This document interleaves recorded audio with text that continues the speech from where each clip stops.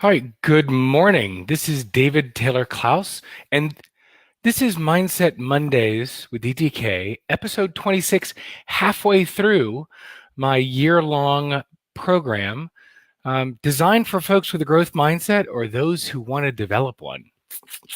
So this morning, I actually love this quote, and part of it is because I love playing with quotes from Albert Einstein, particularly because so many are misattributed to him. Things that he actually never said get attributed to him.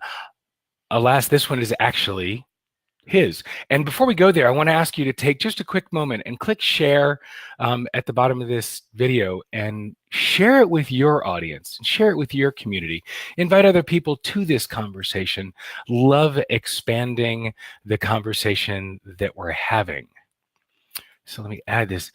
Today, what we're working with is the idea that we cannot solve our problems with the same thinking that we used when they were created. I mean, another really clear version of this one is the idea that insanity, doing the same thing over and over again and expecting different results, right? That's the definition of insanity. And how often do we keep not only doing the same things over and over again and expecting a different result, but using the same thinking, the same thought processes, and expecting different outcomes. That's not how it works. And I don't know where that mentality comes from, and yet it's so common, right? So where in your world do you find yourself in that situation where you're using the same thinking to solve the problem, to find a solution, to divine a new outcome, using that same thinking pattern that you used to create it? When Beth and I ran Digital Positions, we so often looked at problems from the same mindset, the same perspective that we had when those problems were created. And through no fault of our own at that point, early on in Digital Positions, that's all we knew. And there were several times, thankfully, where Beth and I stepped into more unconventional thinking, where we stepped out of what we knew, what we were familiar with, what we were comfortable with. And the first time we did that, it was bringing in bringing in our first folk to work for us instead of having to bake the pie, sell the pie, clean the place, instead of having to do everything. And for us, that was a stretch. I was sitting in a Vistage meeting, oh my God, probably my third or fourth month. And Ann Herman from Herman International looked at me and said, "You guys need an assistant." And the thinking that I had then, and this is where I got wound up around the axle. My problem was I was overloaded, overwhelmed in the administrivia of being in business. And Anne said, "You need an assistant." And the thinking that I had that had wound us around the axle, that had me in that problem state was, no, that's, an assistant is a non-revenue generating position. Hell no. That's another mouth to feed, and it's not bringing in any revenue. And I was so wound up around the axle and clear that that was the answer. That was the same thinking that started the problem that got me doing everything myself. When Elaine, my wife, started her coaching practice, before she had client number one, she hired an assistant. Made all the difference in the world. I cannot tell you how many times after I joined Touchstone Coaching originally in 2009, how aware I became instantly of how right Ann Herman had been in 2005 when she told me that. I mean, look, it only took 4 years to sink in. I kept thinking that No, it was just easier for me to do XYZ myself. It would take me longer to teach somebody else or bring them up to speed than to just do it myself. How many times do you catch yourself saying, I'm just going to do it myself? Now, I didn't switch to a more unconventional thinking myself. What I mean is healing and recovery. In a book called Healing and Recovery, David Hawkins said, problems are best solved on the level where they not where on the level where they appear to occur, but on the next level above them. Problems are best solved by transcending them and looking at them from a higher viewpoint. And here's what's cool. At the higher viewpoint, problems automatically resolve themselves because that shift in point of view, that shift in perspective, one might see there was no problem at all. And like Einstein saying that we can't solve the problem with the same thinking that we used when we created them. Yes, using that higher perspective, when I looked at it in terms of what was the highest and best use of my time, highest and best use of my time is serving the client. For me,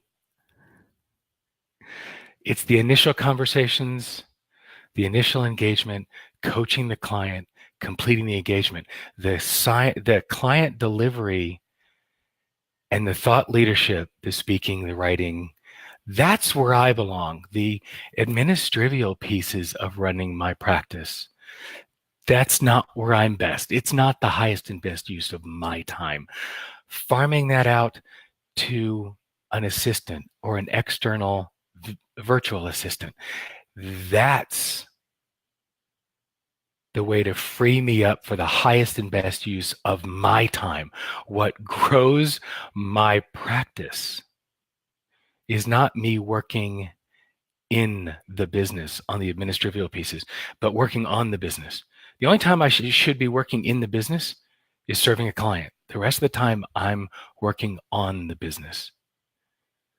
Looking at where the growth is, looking at where the next opportunities are, looking at where the next river of cash is. What are the next products or services that I can be offering and creating that? Looking at the strategy, the strategic direction that I'm going. Growing myself is growing my business. None of that is farmed out. That's the highest and best use of my time. The administrivia is not. And this is a really simple example on purpose, right? Giving away the things that I suck at, that I'm not that I don't enjoy, that drain energy from me, frees me up for things that serve my clients and serve my growth and serve the business. So stepping out of the mindset, it's so much easier for me just to do it myself. Stepping out of the mindset that I was living in where I created the problem, the overwhelm, the 50, 60, 70, 80-hour work week, that allowed me to solve the problem. But if I'd stayed in the same thinking that I was in, oh dear God, I'd still be there. Right. And Leslie, brilliant. We have to ask ourselves, are we willing to go down a different path? What are we willing to change? Right? None of it's going to change until I did. None of it was going to change until I did. Changing my thinking, choosing something different. We've got time, so let me just touch on the idea of the gaps, because this is this is a big piece. The idea of bridging the gaps, closing that gap between when you're triggered and when you notice that you're triggered. That's what we're doing these last 26 weeks with mindfulness, being more aware, thinking about what we're thinking about, closing the gap between when we're triggered, when we're upset, angry, overwhelmed, that trigger point, and when we notice that we're triggered, right? How long between when you're irritated at something, angry at something, freaked out about something, overwhelmed, before you notice? That metacognition, when you're thinking about what you're thinking about, you have the tools and the awareness and the ability then to notice. So closing the gap between when you're triggered and when you notice. That's the first piece. Well, this today is about that second piece. And Leslie, you hit that perfectly. It's that gap between when you've noticed and when you choose something different. Ha. Well, Ann Herman told me I needed an assistant in 2005. When did I choose something different? Ooh, sometime in early 2010.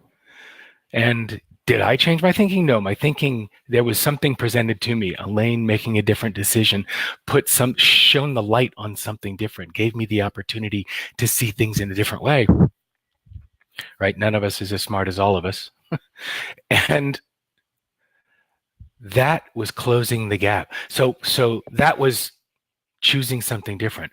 My work on myself is closing the gap between when I notice that I'm triggered and when I choose something different. I'd really like to make that a very narrow gap, right? We've all got gaps between triggered and notice and between notice and choose something different, right? Everybody does. Even the Dalai Lama does. So his gaps are infinitesimal.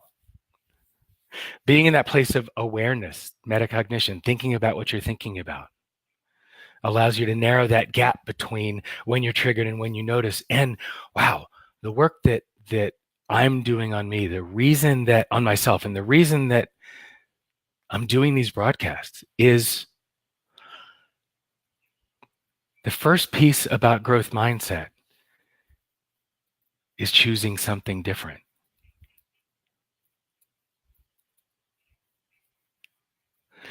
So what are you going to choose different?